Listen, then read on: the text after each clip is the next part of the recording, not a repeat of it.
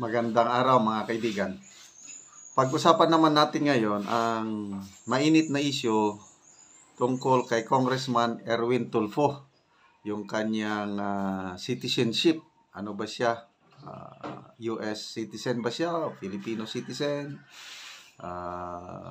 Yung passport niya, alleged passport na Erich Sylvester Tulfo. Ito, may i-share ako na vlog ni Attorney Claire Castro, isa sa mga hinahangaan ko na vlogger, abogado. Pareha sila ni Attorney Libayan. Pinapanood ko ito. Then salamat sa aking mga subscriber na nagpapadala ng mga videos na ito para magawan ko ng reaksyon. Eudora, Chris Torres, yung bishop ng mga evangelical churches sa Caraga, si Meli, and yung retired general. Okay, pakinggan natin itong si Attorney Claire Castro. Talagang napakaliwanag yung pagpaliwanag niya tungkol sa citizenship ni Congressman Erwin Tulfo. Channel ba ito si Attorney Claire Castro? Yes. Ayan. Good morning, good evening, good afternoon sa lahat ng mga ka-clear, sa lahat ng makikisalamuha sa ating ngayon dito sa ating topic.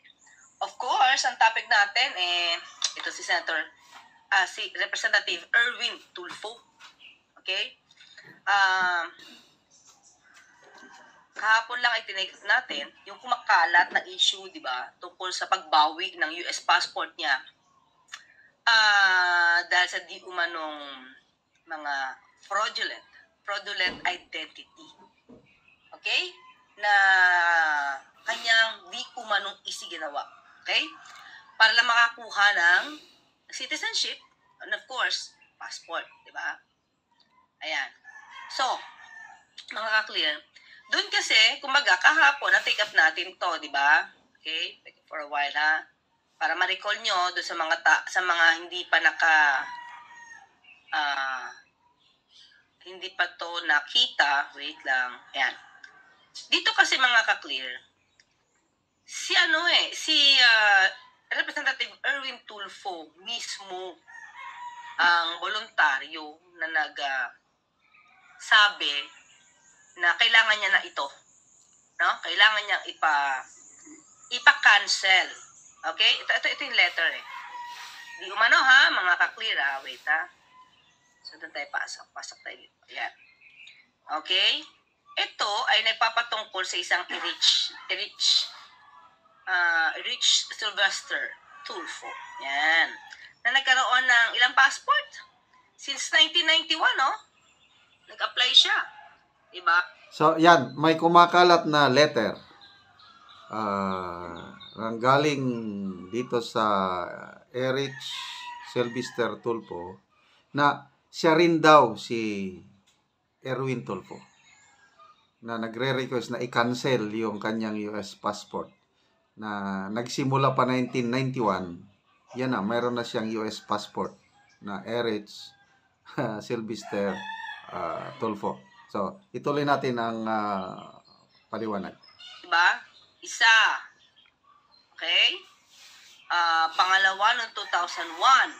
Pangalawa. Tapos, nagkaroon ng 2011 ulit. Okay? Pang-apat itong pan-2021. Naka-apat siyang passport. 10 years to Okay, so, nakakuha siya ng US passport 1991, na-renew 2001, na-renew ulit 2011, na-renew ulit 2021. Yon ang nakalagay sa letter. Ang buhay ng US passport, 10 years. Okay? So, mahigit 30 plus years, no? Siyang naging American citizen. Na mukhang walang kaalam-alam ang Pilipinas dito sa ginawa niya. Okay? So, lumalabas kasi dito, siya kasi ang nagboluntaryo. Ha? Ayan in fact, kita nyo ba? In fact, tignan nyo na ang cursor ko kasi hindi ma-highlights In fact, on June 27, 2022, you signed a voluntary statement that you were born in the Philippines. Bakit nga? Ito sinecheck ko bakit nga doon lang June 27, 2022 siya. 'Di ba? Nag-isip, 'di ba? Na Yung una kong nabasa na mga post, yung pag-apply niya ng passport, itong si Eric Sylvester Tulfo na ipanganak sa Hawaii. So dito may mga sumunod na voluntary statement na sa Pilipinas na siya na ipanganak. ipa-revoke yung kanyang passport. Na? Okay, ayan. Pinapakita dito, yung Sylvester Tulfo daw ay the same na Erwin Teshiba Tulfo. Ayan. So, kasi ito yung nakita ko mga clear kung bakit, ha? Pakita ko lang ito. Wait, saan ka na ba? Ito. Pakita lang natin, ha? Tanda yan, June 22 yan, ha? Ay, June 27, 2022. So, kasi ito, mga ka-clear, okay, this is interview sa kanya ni Miss Karen Davila. Okay, kita niyo ba yung date? May 31 yan, 2022. Okay? So, May 31 yan, 2022. Ibig sabihin, okay, meron nang niluluto. Okay na, siya ay, ayan o, Erwin Tulfo vows to be an on-the-ground social welfare secretary. So, kailangan niya nang linisin ang kanyang citizenship dahil ito ay matatanong katulad doon nangyari dati, no? Na nung na-appoint itong si Yasay. Okay? Perfecto Yasay. Dating Pangulong Duterte sa Department of Foreign Affairs. Okay? Naging issue yun. Kaya nga hindi rin siya na confirm yung kanyang appointment because of the citizenship. So, alam niya. So, ginawa niya mga ka-clear, lumalabas dito, sigurista. Diba? Sigurista siya. Hindi siya napupunta sa pagiging public servant, wala siya pake. Diba? Wala siya pake kung ang gamit niya for more than 30 years, a US passport with the name Erich Sylvester Sylvester Tulfo. Okay? Tingnan nga natin, wait ha, saan ba niya nakuha yung pangalan na yan? For a while, nahanap natin. Ano ako dito na research eh? Wait lang. Okay, kasi, nasa na siya? Hanapin ko lang. Kasi ano ba ang tunay na pangalan talaga nito? Okay, wait lang. Kita ko na siya eh. Ito. Pakita ko lang ha. Saan ba niya nakuha yung Sylvester? Okay, sige, i-ano muna natin to. Ipakita lang natin ng konti. Ito muna. Okay. Pakita mo natin ha.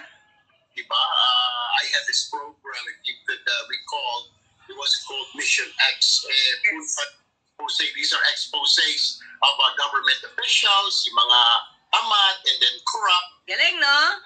Ina-expose niya daw yung mga tamad, saka mga corrupt. Pero nung naging DSWD secretary siya, ang dami rin naman naging problema. Diba? Nabatikos pa nga siya doon sa... Remember yung project niya? Na dapat nga hindi na project kasi sa DepEd yun. Yung magpapamigay ng mga ayuda tapos ayaw niyang ipamigay sa mga teacher dahil baka doon magkaroon ng favoritism at maibigay sa pamilya instead sa mga estudyante. Di ba binatiko siya doon? Okay. Anyway, ito na. Yung naintindihan ko sa paliwanag ni Attorney Claire Castro. According to that sulat na pinakita niya, no? Mula noong 1991, na-issuehan na ng passport si Eric Sylvester Tulfo.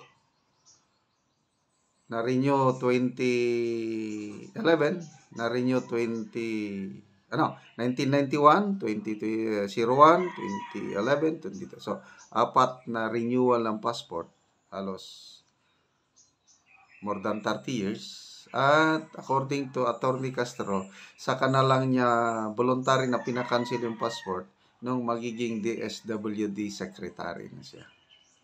Yun, these are all allegations. Hintayin natin ang paliwanag ni Congressman Tulfo kung ano ba talaga. Basta ito, isang issue na dapat niyang sagutin para maliwanagan ang taong bayan. Salamat kay Attorney Claire sa ganyang pagpapaliwanag. Hintayin natin ang side ni Congressman Tulfo kung ano naman ang kanyang paliwanag.